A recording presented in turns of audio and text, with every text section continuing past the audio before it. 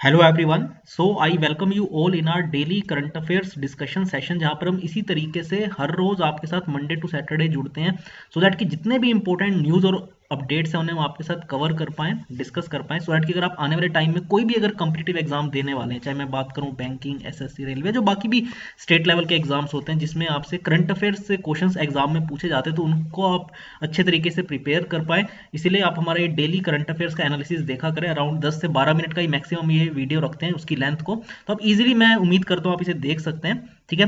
और इसके अलावा भी आपको हमारे इस प्लेटफॉर्म पर क्वांट, रीजनिंग, इंग्लिश सब्जेक्ट से रिलेटेड वीडियोस भी हम लगातार बेसिस पर डालते रहते हैं, तो उसको भी आप प्लेलिस्ट में जाकर उन वीडियोस को जरूर देखें। वो करना क्या, सिंपली इसे सब्सक्राइब करना इस चैनल को और नोटिफिकेशन को, बेल को प्रेस करना। चलिए स्टार्ट करते हैं। आज हम मेनली कवर करेंगे 25 और 26 मार्च के अभी तक के न्यूज़ और अपडेट्स को। तो पहला है, बजट सेशन जो पार्लियामेंट का चल रहा था उसे कल यानी 25 मार्च को कंक्लूड कर दिया गया है, अहेड ऑफ देयर जो शेड्यूल था। वैसे देखिए 8 अप्रैल को होना था ये खत्म, लेकिन इसे पहले ही कर दिया गया है। And both the houses have been adjourned sine die, यानी अगले सेशन तक के लिए जो है दोनों ही हाउसेज को एडजर्न कर दिया गया है। जो सेकंड लेग चल रहा था ये बजट सेशन का, ये देखिए 8 मार्च से स्टार्ट हुआ था और इसे खत्म कब होना था, 8 अप्रैल को। लेकिन जैसे मैंने आपको बताया कि इसे जो इसका शेड्यूल है उससे पहले ही जो है, वैसे तो 8 अप्रैल को होना था, लेकिन कल ही यानी 25 मार्च को इसे एडजर्न कर दिया गया है। ठीक है। और जो पहला हुआ था बजट सेशन का पहला लेग जो था वो 29 जनवरी को स्टार्ट हुआ था, जिसमें बजट मेन पेश किया गया था। ठीक है ना।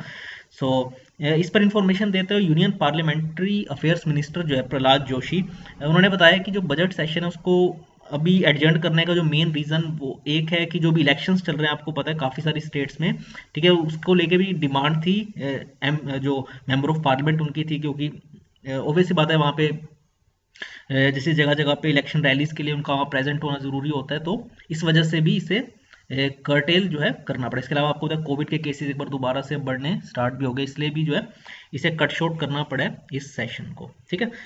अगर बात करें इस बार प्रोडक्टिविटी जो रही है दोनों ही हाउसेज में, तो टोटल 18 बिल्स पास किए गए हैं by both the houses in the current budget session, और 3 ऐसे बिल्स हैं जिन्हें स्टैंडिंग कमेटी में भेजा गया फॉर फर्दर डेलिब्रेशन। तो ओवरऑल अगर बात करें तो 18 बिल्स पास किए गए हैं, और ठीक है, इसे कल यानी 25 मार्च को इसे एडजर्न कर दिया गया है। वैसे इसका जो शेड्यूल पीरियड था जब इसे खत्म होना था वो 8 अप्रैल था। और मैंने आपको रीजन बताया, जो यूनियन पार्लियामेंट्री अफेयर्स मिनिस्टर उन्होंने बताया, तो इलेक्शंस एक बड़ी वजह, और दूसरा कोविड के केसेस भी जो दोबारा से बढ़ने स्टार्ट हो गए।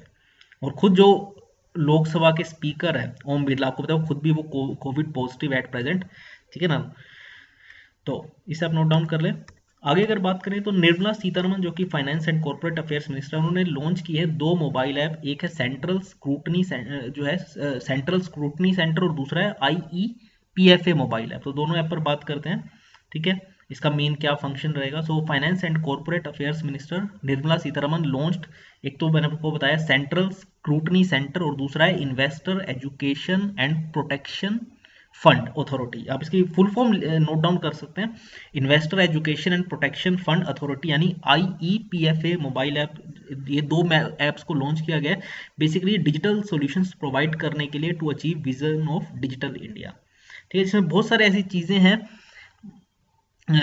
फॉर एग्जांपल अगर आप फाइनेंस से रिलेटेड अगर हम बात करें, जिसे आप इन एप्स के थ्रू जो है यूज कर पाएंगे। ठीक है। It basically aims at achieving the goal of financial literacy, spreading investors awareness, education and protection among investors. It has been developed for citizen engagement, citizens को engage करने के लिए, एक मैंने खुदा फाइनेंशियल लिटरेसी प्रोवाइड करने के लिए, उन्हें engage करने के लिए। ठीक है। और जो इन्वेस्टर्स है, जो बेसिकली फॉर एग्जांपल जगह जगह पे जहाँ पर आप देखते हैं कि इन्वेस्ट किए जाते हैं, अगर कोई पैसा इन्वेस्ट करता है तो उसको एक इन्फॉर्मेशन प्रोवाइड करने के लिए, अवेयरनेस क्रिएट करने के लिए इन दो ऐप्स को लॉन्च किया गया है। और उन्होंने बताया फाइनेंस मिनिस्टर ने कि that these two initiatives will create a new corporate and investor friendly ecosystem. ठीक है। तो मेन जो इंपॉर्टेंट है, आप इन दोनों ऐप्स के नाम नोट डाउन कर सकते हैं, और इसका मेन एम यही है, फाइनेंशियल लिटरेसी को अचीव करना, इसके अलावा एक अवेयरनेस क्रिएट करना इन्वेस्टर्स के बीच में, ताकि वो सही तरीके से प्रॉपरली अवेयर हो जब भी कहीं वो इन्वेस्टमेंट करते हैं। ठीक है। आगे अगर बात करें तो मैंने आपको बताया कोविड के केसेस क्योंकि दोबारा से अब बढ़ने स्टार्ट हो चुके हैं, तो भारत ने जो है जो बड़े एक्सपोर्ट करने वाला था भारत आने वाले दिनों में एस्ट्राजेनेका की कोविड वैक्सीन के, उसे होल्ड कर दिया है, रोक दिया गया है। ठीक है। जिसे आपको बताया जो एस्ट्राजेनेका ने टाइप कर रखा है SII यानी सीरम इंस्टीट्यूट ऑफ इंडिया के साथ, तो उनके जो बड़े ऑर्डर्स थे, बड़े एक्सपोर्ट्स हैं, उनको फिलहाल के लिए रोक दिया गया है। So India has put a temporary hold on all major exports of AstraZeneca's कोविड-19 वैक्सीन, जिसे मैन्युफैक्चर कौन कर रहा है, Serum Institute of India, to meet demand at home in the wake of surge in infection.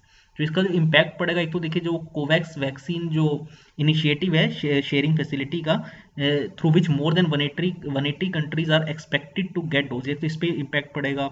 इसके अलावा जो गवी और WHO लेड कोवैक्स फैसिलिटी है जो मैं आपको बता रहा था, उसको देखिए अब तक 17.7 मिलियन डोजेज जो है एस्ट्राजेनेका की मिल चुकी है SII से, और अब तक अगर ओवरऑल बात करें तो भारत 60.5 मिलियन डोजेज जो है इस वैक्सीन की बाहर के देशों को सप्लाई कर चुका है।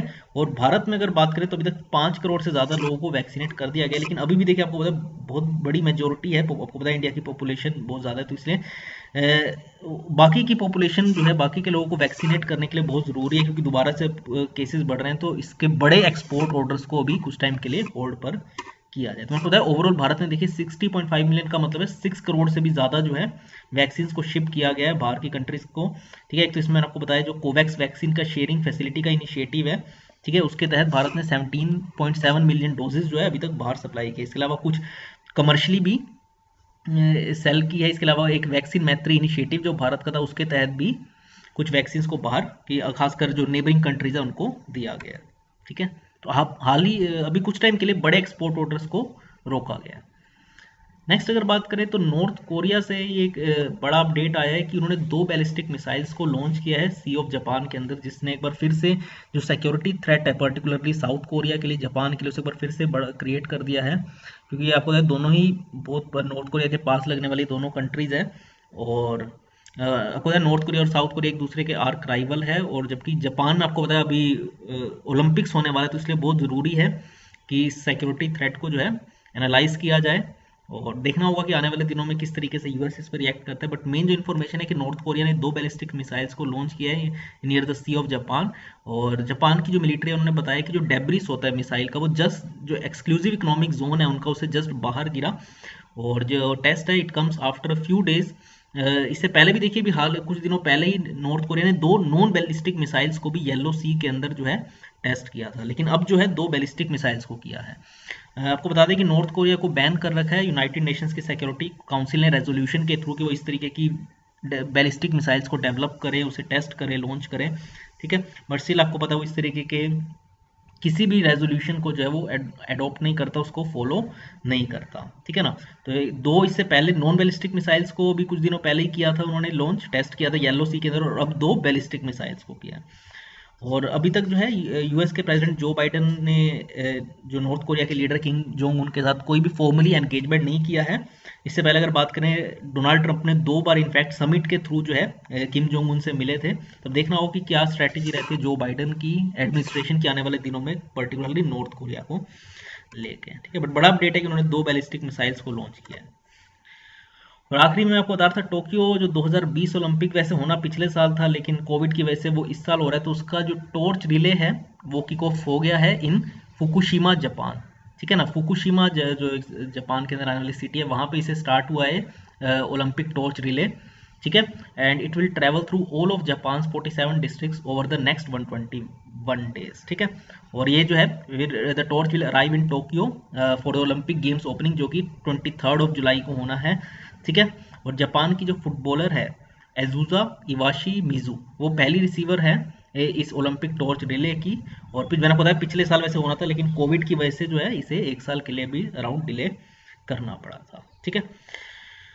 तो यहाँ पे आप देख सकते हैं, ये देखिए पूरा ये एक सेरेमनी होती है जो हमेशा ओलंपिक गेम्स से पहले इसे परफॉर्म किया जाता है, ठीक है। तो इसी तरीके से टोक्यो 2020 ओलंपिक का जो टॉर्च रिले है उसे फुकुशिमा जो सिटी है जापान में, वहां से किक ऑफ कर दिया गया है, और अभी जापान की सभी 47 डिस्ट्रिक्ट्स को कवर करते हुए ओवर द नेक्स्ट 121 डेज जुलाई 23 जो कि ओपनिंग है जिस दिन ओलंपिक गेम्स की, उस दिन जो है ये टोक्यो में अराइव होगी ये टॉर्च, ये जो ठीक है ना, ये जो किक ऑफ किया गया टॉर्च रिले को, ठीक है। और पिछले साल होना था, लेकिन कोविड की वजह से मैंने आपको बताया कि इसे 1 साल डिले करना पड़ा। इससे पहले हमने जो डिस्कस किया अपडेट, मैंने आपको नॉर्थ कोरिया के इन 2 बैलिस्टिक मिसाइल्स के बारे में बताया, जिसकी वजह से एक बार फिर से कोरियन पेनिनसुला में जो है सिक्योरिटी थ्रेट क्रिएट हो गया, फिर आगे अगर बात करें तो जो बड़े ऑर्डर्स हैं एक्स्ट्राजेनेका कोविड वैक्सीन के, तो उन्हें अभी फिलहाल के लिए रोका गया है क्योंकि दोबारा से आपको पता है भारत में केसेस जो है वो बढ़ने स्टार्ट हो चुके हैं। फिर हमने बात की जो 2 ऐप्स लॉन्च किए फाइनेंस मिनिस्टर निर्मला सीतारमण, एक तो सेंट्रल सिक्योरिटी सेंटर और दूसरा IEPFA मोबाइल ऐप, ठीक है।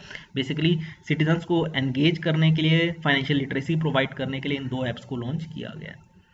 और आखिरी मैंने आपको बताया दोनों हाउसेज जो पार्लियामेंट के हैं उन्हें कंक्लूड कर दिया गया है, एडजर्न कर दिया गया है अगले सेशन तक, ठीक है। तो ये थे आज के हमारे मेजर अपडेट्स। कैसा लगा सेशन जरूर बताइएगा कमेंट करके। इसके अलावा आप हमारी वेबसाइट takshilalearning.com जरूर विजिट कर सकते हैं अगर आप बैंकिंग, SSC, रेलवे एग्जाम्स की प्रिपरेशन कर रहे हैं, ठीक है। तो आप इन कोर्सेज को जरूर ले सकते हैं। इसमें आपको पूरा course recorded, live test series, e book सब इसमें प्रोवाइड किया जाएगा। तो आज की इस वीडियो में इतना ही फ्रेंड्स, थैंक्स।